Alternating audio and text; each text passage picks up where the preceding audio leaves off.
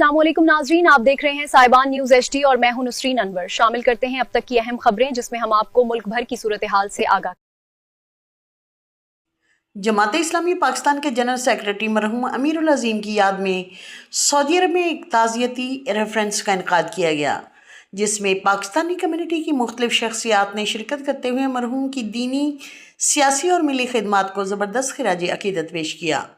Saudi अरब में मजलिस पाकिस्तान की जानिब से मुनक्किदा ताज़ियती रेफरेंस में पाकिस्तान कम्युनिटी के अफराद ने जमात इस्लामी पाकिस्तान के सेक्रेटरी जनरल मरहूम अमीरुल अजीम की वफ़ात पर गहरे दुख और अफसोस का इजहार किया।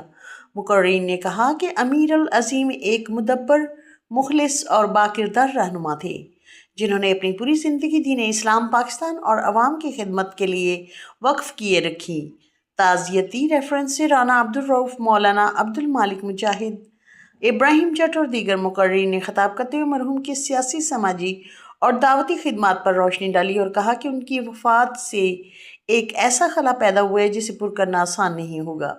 मुकर्रीन ने मरहूम के दर्जात की बुलंदी, मग़फ़िरत और लवाहिकीन के लिए सब्र जमील की दुआ भी की, जबकि शुरका ने इस अज़्म का इजहार किया कि वो मरहूम के मिशन और ख़िदमत के जज्बे को आगे बढ़ाने के लिए अपनी कोशिशें जारी रखेंगे।